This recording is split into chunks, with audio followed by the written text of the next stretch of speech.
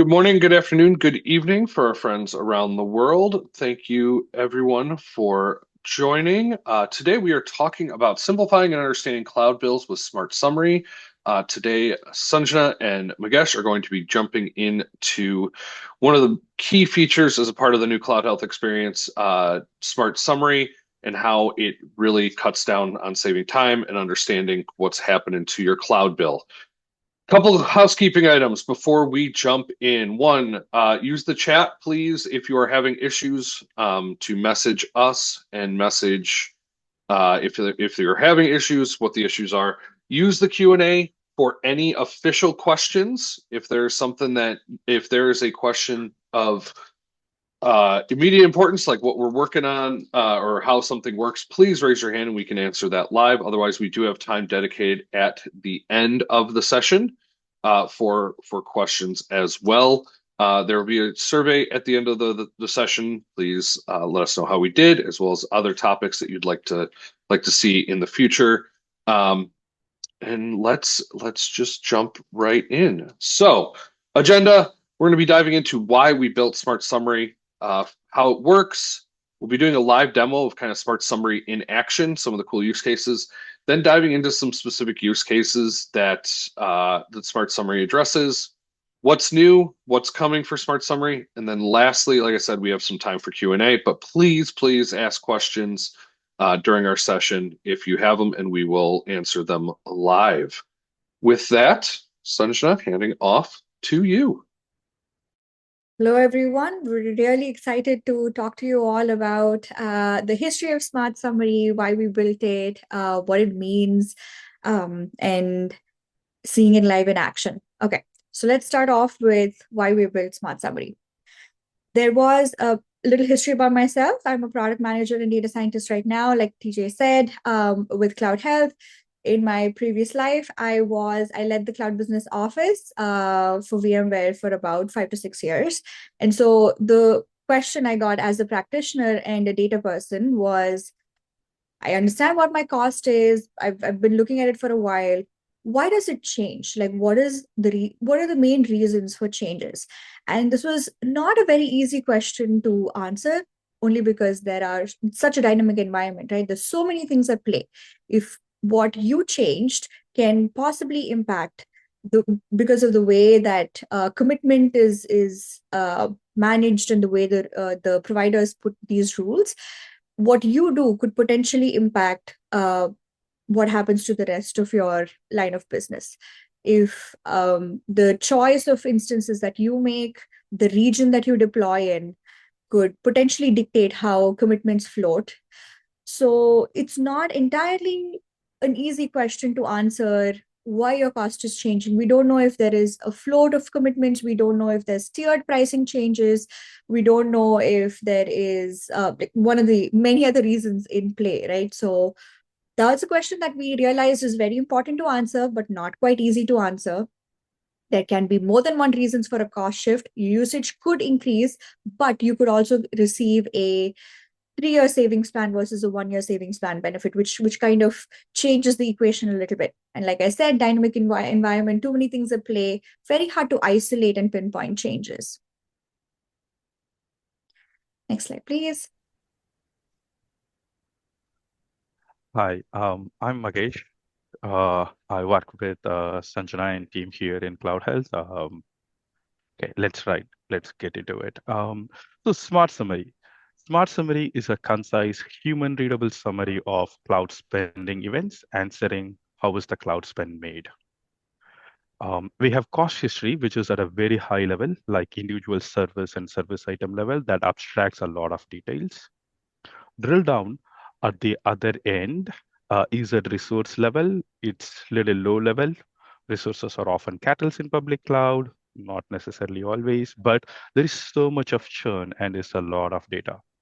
Smart Summary sits right between them, kind of at a skew level, and bridges these two opposite poles for clarity and action. It is simple enough for FinOps user to understand. It is detailed enough for AI to provide meaningful optimization best practices contextually then and there within the product. Smart Summary is made of like a product and usage information. It does not have any identifiable information as such. Moving on. Okay. The next important thing is analyzing change reasons. So, unlike most of the rest of the platform, Smart Summary goes beyond showing cost over time. It analyzes both the cost and usage and articulates the change reason, classifying them into cost or usage-based changes. Usage quantities are compared over two time period to identify a start, event start, a new usage pattern, and stop, a ceased usage pattern. The same comparison also categorizes them into whether the usage has increased or decreased. Smart Summary compares cost changes over time periods to identify discount commitment discount changes, which could be due to an RI purchase or expiry or a new workload popping up that changed the allocation pattern of a savings plan. It could be because of a dynamic pricing, which uses like same usage quantity, same, but the cost is different because of dynamic pricing. Or it could be volume or tiered based pricing changes.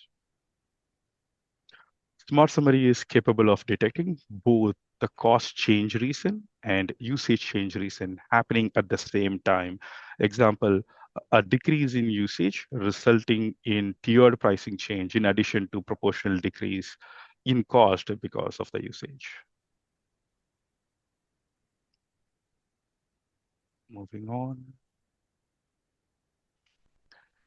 Yeah. Comparing cost and usage over time period has its own challenges, in addition to the logic for change reason. The number of days in a month is a variable. This creates complexity when you want to compare usage and cost between months, like Jan and Feb, 31 days versus 28 days. Another vector is different services are priced differently. Typically, compute-based services are priced per hour. On the other side, storage-based services are priced per month. For exact amount of storage, per day storage cost will be different based on the calendar month that the day falls in. So normalization is the solution that handles this variance. Smart Summary defines a month as 730 hours, uh, which it uses to compute unit rates. So for hourly services, it compute unit rates per hour, and then it extrapolates them for different granularity like daily, monthly, weekly, so on and so forth. And then it compares them to identify change reasons. We will see a couple of examples in the next slide.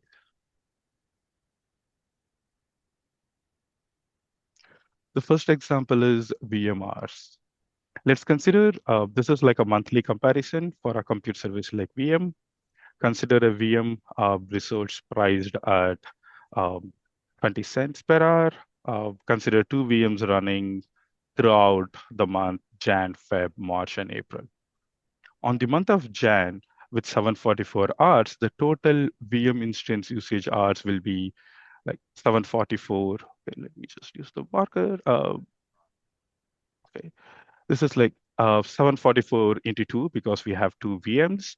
And then the total usage hours is that. And this multiplied by 20 cents, you get the total cost. This is what you will get conceptually from AWS. Feb has 672 hours. So similarly, you get the instance usage hours and total cost. So we know that there are only two VMs running throughout the period, but when you look at just the VM usage hours and total cost, you will see a big difference. This is why normalization is needed. As I said, Smart Summary defines 730 hours as a month, and 730 is nothing but like 365 into 24 hours a day divided by 12 months. It gives you 730 hours, and it computes hourly usage by dividing the total usage by hours in that month. So it will be 744 for Jan, 672 for Feb, and then it normalizes them to by multiplying that by 730 to get a consistent value. Now, when Smart Summary uses these normalized usage values, it can very clearly detect that there is no change between these 4 months. Same thing for cost. So what appears to be a change is in fact not a change, because in our case, there was only 2 VMs running throughout, and after normalization, we are able to see that. Let's consider that the usage doubled, like with 4 instances in May and got back to half original 2 in June. So um, the instance usage hours and total cost will reflect that. If we apply the same normalization, we can very clearly detect that, oh, there is a 100% increase in May when compared to April, and in June, it reduced by 50%.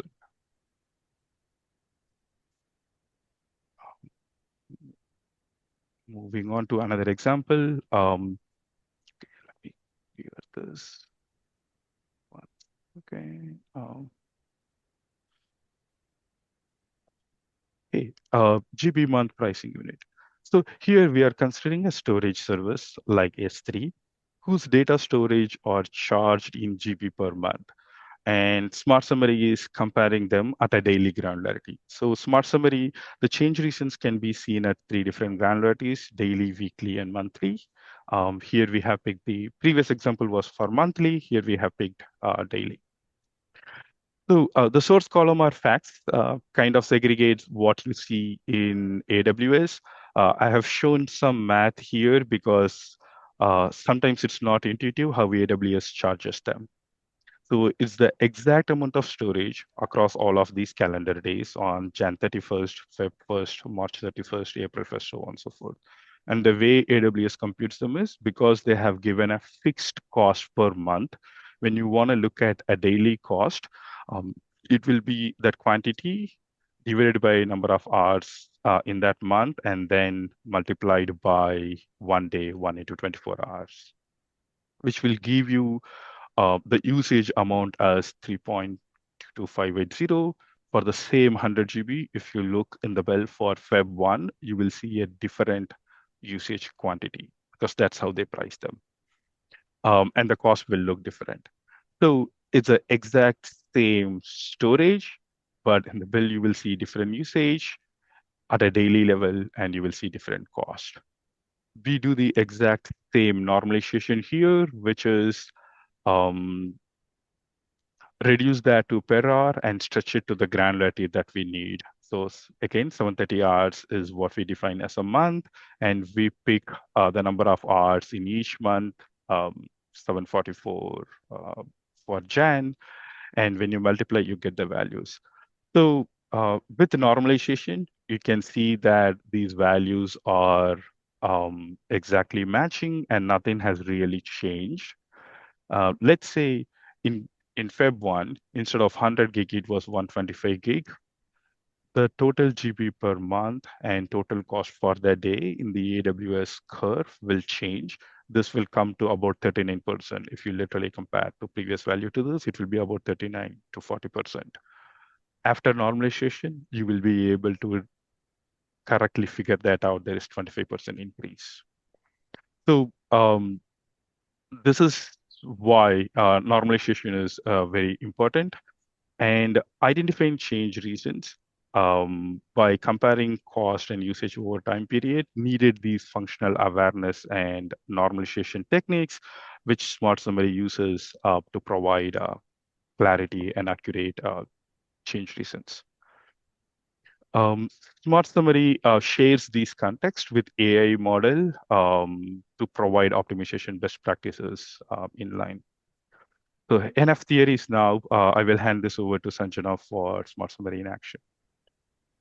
Yeah, and as we jump into demo, I will stop sharing. But Magesh and Sanjana, we actually have a question in Q&A. Good time to do that as we transition. So I will stop sharing. But question in Q&A: how are you calculating total cost column? So I'm going to stop sharing, and then yeah, please. Okay. So in Smart Summary, there are effective cost columns which stays as is, like we do not manipulate anything, we show it.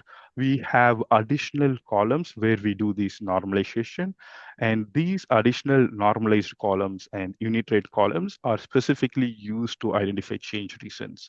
So the original value stays everywhere as is, and these normalizations are relevant only for the change reasons computation. Effective cost, basically build and Yeah. amortized. Yeah. Yeah, perfect. Okay. So you heard a lot of theory, and if you didn't quite catch all of that, that's exactly why you use Smart Summary, right? Like there is a lot under the hood, and you're in luck. You use us already, so you're already doing the smartest thing you can. We have a patent pending on this stuff. We released it a couple of years ago. We're best in the market in doing something like this. I think the only one in the market who does something like this. But we try to answer the questions that really our practitioners face the most, and that's the goal of Smart Summary. When someone just asks me this question of in the simplest way possible, when we initially built this, right, like what do you mean by that sentence, by the Smart Summary? I really like to say this, that you like cost history, it's too large, right? Like it's too kind of it drilled up. It's like you can just see maybe you can see C2 compute or something super high level, but something like a resource line ID on a line item on a raw bill is too detailed, not for everyone. So this is like a Goldilocks size, right? It gives you 4 or 5 aspects into the cost, so you can really know what you're talking about. You're not just saying my EC2 cost was X. You're saying my EC2 cost in Oregon covered by a savings plan um, of size M5X large is this. So that gives so much more clarity to what it is that you're talking about. You can take action on something like that. So it's our Goldilocks size. It's the right size that we believe we can report on. And this is how you see it on the platform. I'm on my homepage. This is one of the widgets on our homepage. We have our top billing accounts here. Let me see. Okay. So I see that Red Shirt has about a 20% increase. I'm going to click on that. Another way to here is also, you see that left hand nav says under reporting, we have summary. So I'm going to click on that. Okay, perfect. So complete filtered because I came directly from the home page. Now I will say the best way to use Smart Summary is to scope the data, right? Like you want to make sure that the data you're looking at is scoped in a way that it lets you answer questions. You can absolutely go to your TLOU or like look at all billing accounts together. You can absolutely do that. But the best value you will get for Smart Summary is to narrow down the scope as much as possible. Narrow the scope down to the questions you're trying to answer, to the investigation that you're doing, for it to be meaningful for that particular scope, for you to have a conversation with your particular stakeholders. So billing unit, very good example. Line of business is a very good way to scope these data sets. Even individual account IDs are very good as well. So I'm here. I've decided to go with one billing account. I'm already landed on effective cost right off the bat. I see that there's marketplace activity right here. What I'm going to do is immediately come and check if there was a particular account that caused this. If you can see this category you have here, you have your perspectives, you have everything that's seen in the cost history page. You kind of see here. Okay, so there is an account that I've identified. If I want to talk to someone, I can talk to this person. You're also seeing that there is a weekly change. So this is week over week. So this was one process that I wanted to follow. I'm going to go here and clear everything for a second. And I'm going to switch to monthly, because now I want to report. Maybe I have my BU meetings for this month. And so I'm just going to switch gears a little bit. I'm here. I'm in service category, which is fine. Let me do this. Apply. Actually, no, sorry, I did service category. Apply. Okay, perfect. So now I can see that there's been some big swings, right? Like right off the bat, I can see that there's some big swings. There's EC2, something else happened here. There's some six plan movement. I'm going to come and check this out. So you will see that only completed months and completed time periods show up here. This is necessary for us to do all the normalization and all the magic that we said we do. Okay, so I'm going to look at this right off the bat. This is something I care about. It's a pretty big change, right? Actually, this is a pretty big change too. 16% reduction. That's fantastic. Let me go see who I want to give kudos to. So I'm going to click on this. So this is the click through. It directly gives me to this filtered view. It's not summary. Okay, awesome. So right off the bat, the most hard hitting line about a 20, yeah, about a 22K reduction. While the cost change itself is 17%, this is the magic that Magesh was talking about, right? Natural numbers, it's a 17% reduction. But since we're talking about the famous February month, where the days of the month are much lesser than the others, the actual decrease in cost is just 8%, 8.79%. So this is where the magic happens. This is stuff you don't have to do. You don't have to calculate days of the month or anything like that. We do this. Okay, so I'm looking. It says just use the reduction, normalize unit change. I'm going to go to manage columns. We're going to have some magic here. Okay, so I'm going to tell you the whole story. Okay. The sun is just rising where I am, so I'm not in the office. Unfortunately, you'll have to look at on my small screen. I apologize for the crowding. Okay. So 17% reduction in cost. Normalized cost change though is this much. That means it's not the 22K that looks like on the surface. Now looking at unit cost. So the previous month unit cost should align with the current month unit cost because there's not been any other change other than the fact that usage has reduced, which is awesome. This is what we want to see. How much has usage reduced by? By about 5%. Fantastic. Okay. One step better. So we discussed what this cost is. So this is R6A, 16 large, Virginia, covered by savings plan. Off the bat, I'm not able to find anything weird, right? Like it is a modern instance family. It is in a fairly price efficient region. It's covered by savings plan, all good things. And usage is going down. I'm happy. Good. Just click on this and see if there's some best practices for me that I can take back to the team while I give them kudos. So they want to make sure I'm right size. It's the stuff we know. Automated starting. So you know what? This is a lot less impressive for EC2 because I feel like we've all kind of done this and we know all the popular stuff. Let's go to something more. Okay, so another kudos. My team's doing great. We're reducing costs everywhere. So let me look at it here. So, okay, so not a lot of diverse usages, which is great, right? I'm just click in here and see, drill down into the resource ID. So see how wonderfully the story flows, right? I start off at this high level, almost cost history like experience, then go into what has changed, just looking at the change metrics. The normalization kicks in, and then there's this one single sentence summary that tells me what it is that I'm looking into, and I have all these wonderful metrics right down to the unit economics of it. I can drill down and see exactly what it is that is going into this, including what accounts contributed to it, what region it's in, what the effective cost of usage is per line item. And then I'm able to take it a step further and find out best practice. This is quite literally the workflow editor, able to find out everything that you know about workload.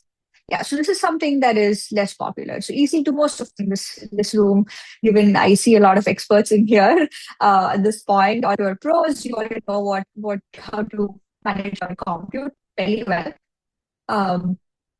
Something like an Athena or anything that AWS might release tomorrow, right? It's able to automatically pick that up. You don't have to wait for months for someone to come up with a point solution, this is a great place for you to make sure that you are. So this is not resource level recommendations. We recognize that, but these are best practices to make sure that something from day one, when you see that an event has started, you're able to write off the bat. You send this to your engineers and make sure that these are best practices that are being followed. So we're going to walk through some. Oh yeah, I see a lot of good questions coming in, and let's see if we want to take. Okay, Jay's question you already Let's answered. Yeah, so that question has come up a couple times. So the question is Smart Summary available for all customers? And the short answer is yes. The long answer is if you are purchasing CloudHealth through a reseller or a MSP, they need to enable the new experience, which Smart Summary is a part of, but also includes things like Intelligent Assist and Asset Explorer and a bunch of new features. All of those are enabled in the new experience. If you do not have Smart Summary in your CloudHealth tenant today, or you do not see the switch to new experience in the top right hand corner of your CloudHealth tenant, reach out to your reseller or MSP to request access. That is the long answer. Absolutely. Okay. Yes, please don't sleep on this. You're definitely missing out if you don't have NX already turned on. Please move to the new experience. There's so many fun things waiting for you. Okay, so we're going to dive into some of the examples. We use the word customers here, but like this is the stuff that we've heard our customers tell us. We've translated it to these examples. When we first built Smart Summary, right? This is the beauty of it. The AI wasn't a thing. There wasn't like models and stuff wasn't really a thing 2 years ago, as you all know. But what we've seen is the use cases are so infinite, right? Like we saw that since we do marketplace reporting, customers have used this very heavily to identify model changes. Since we don't just talk about the fact that, hey, a marketplace increased a bunch, we actually say a marketplace charge of Claude, and then we give you the model name, who the vendor is. In this case, it is Amazon Bedrock Edition. So we're quite literally able to tell you when a model when your users are migrating from one model to another. And we see that pattern so beautifully across so many customers. We're able to see a cost decrease in Claude 3, for example. And then when Claude 3.7 was released, there was a bunch of cost increase because people want to try that out. You don't just identify AI model migration, you're also able to identify the cost of this AI migration. It's awesome. Everyone should try AI out, right? Like that's how we win in this world. But you want to know how much this playground is costing you. If it is something as large as $58,000, you probably want to know what is happening. And if people are using Opus 4.6, which is like a very, very powerful, so this person quite literally saw that in the month that Cloud Opus was released, they literally saw about $50,000 of usage. Is this something you want? It totally could be. But if this is not the cost you want to associate with people playing around with models without really having an ROI, this is something you can identify right away and correct. Okay, so another thing you can find this out is it goes really well. Like this is a good accomplice to our anomaly detection. You can very quickly identify spikes, right? Like so, we have a filter on almost every column of our table. So you're able to kind of sort and filter, and I see this huge change. Even normalized change is 350%. That is a pretty significant change. I'm catching this quickly, and the reason I see that this has increased drastically is it's moved in Ireland. Maybe Ireland isn't a place that I want people deploying anything more than they really have to. So maybe the initial $2,700 was stuff that was needed and stuff that I cannot move. I need that for redundancy, but it moving to $11,000 is not something I want. So I'm going to investigate an easy drill down and click through and see which account ID is responsible for that, who is the owner, talk to them, and then figure this out. Unauthorized event starter. So this comes similarly, right? Like this is something that we saw. We randomly saw that there was a data transfer happening between two places that should not. These are like cross-country, cross-continent movement, right? Like this is not something that should be happening. So we immediately caught that, and then we realized there was probably a hole in our policy system if we shouldn't allow for things like this to happen by even by mistake. So we implemented a policy that did not allow movement like this. So on the surface, it just seems like this just tells me a bunch of cost changes, right? Like it's so much more than that. Okay, so BU meeting slides. So this is okay. So I'm meeting this business unit. I see that there is a huge marketplace charge, like maybe 4, 5, 6 digits. I don't really know if this is something that is approved. I need to talk to the right stakeholders, maybe someone from procurement, maybe someone from the line of business. And so when I have these BU monthly meetings, I'm not sitting here creating slides, going into a calculator, typing in days of the month and calculating all of these things. We have all of this ready to go. I'm going to screenshot all of them. I'm going to take 5 minutes before my BU meeting, comb through these things and see for this particular line of business, what are things that I find interesting and I want to talk about and make sure that we are good and everything's kosher. So it's as simple as this. Magesh, can I talk us through some examples that you've seen? Yeah. So these are the few things that we have heard from our customers. Here is an example where a customer wrapped up a POC, which resulted in a change in S3 transfer data. So naturally, in that account, the usage reduced, but the cost didn't see a proportional decrease, which was due to volume-based tiered pricing. So Smart Summary with the change recent kind of explained that usage behavior properly. And we have also heard from customers that has explained they have seen it useful to identify and explain some of the undesired behavior due to an accidental increase in usage, as in this case. Yeah, C3 is so old. You don't want people increasing usage in something. And that 2,400%, like it's a smaller number, so it seems large, but you don't want people turning up anything more in C3, which is super old. So this is like normalization in action, which is like a illusion of change, right? So in cloud, some of the resources are like pets, like RDS. They don't change often, and they are very carefully protected. When you look at like the previous month and current month cost, it will look different, and there is a big cost change percent. But we will say that don't worry, this is just due to different, these are not normalized values. You are not comparing apples to apples. And the moment you have normalized, you can see nothing has changed. Everything is good. And the change recent kind of captures that. Awesome. I believe that most what we have. Okay, so some of the other examples that we couldn't quite put numbers to, but we've seen plenty of our customers use this. If you want to talk about instance modernization and right Yeah. sizing? Yep. So this like customers have been using Smart Summary in several of their FinOps journey, right? Customers are able to monitor instance use and modernization efforts within BUs and their impact on cost and commitments. Customers are able to track right-sizing efforts. Both of these are via usage-based change reasons like a new event start or event stop or a increase in usage. With these change reasons, you can very clearly track what is changing in your FinOps journey.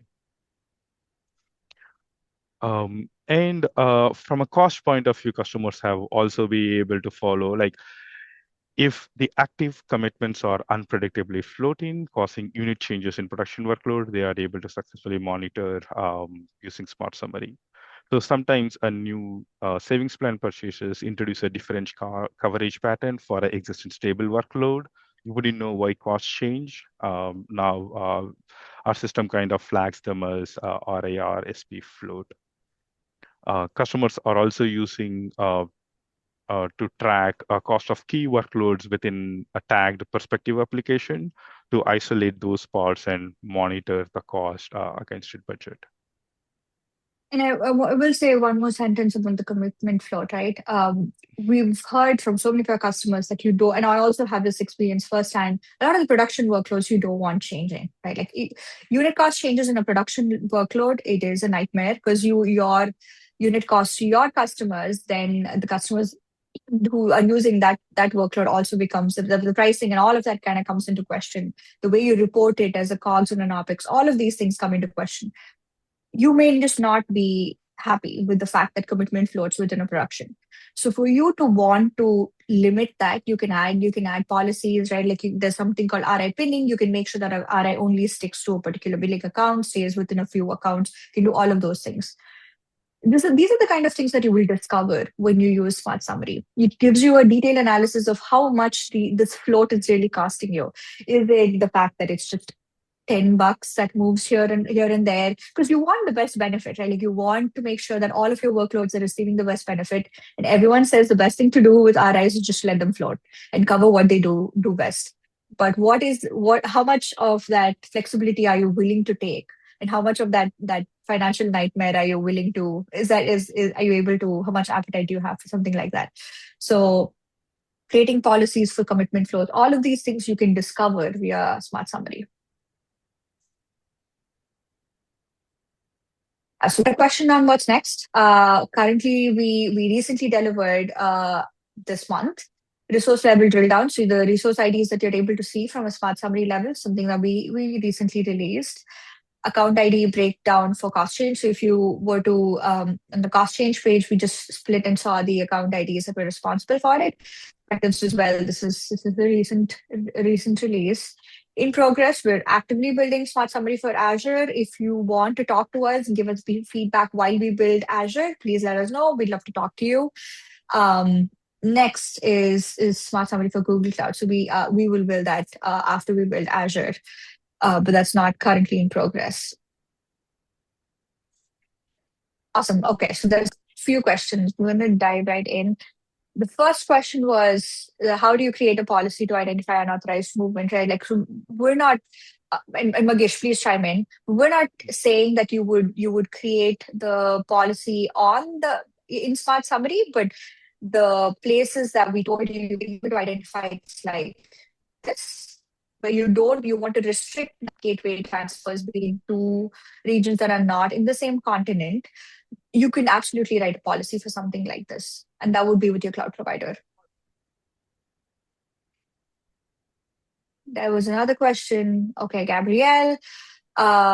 You mentioned that you're not able to sort. Yeah, okay. So the sorting columns that seemingly is not accurate, right? So we want to sort based on the highest impact. And so this is how we've designed it to make sure that the highest impact, irrespective of if it's negative or positive. We don't imagine you don't want to see anything that has reduced by, let's say, 100%. If something is completely reduced, we don't think that people don't want to see it just because it's a negative change. We want to point out and highlight anything that has significantly had an impact, positive or negative, which is why the sorting you see is based on the highest impact rather than it being positive or negative. So it is working as expected. So that's that, but it's not your typical sort, which is I understand. Right. Yeah, let's clarify that a little bit because I think Gabrielle put that in chat.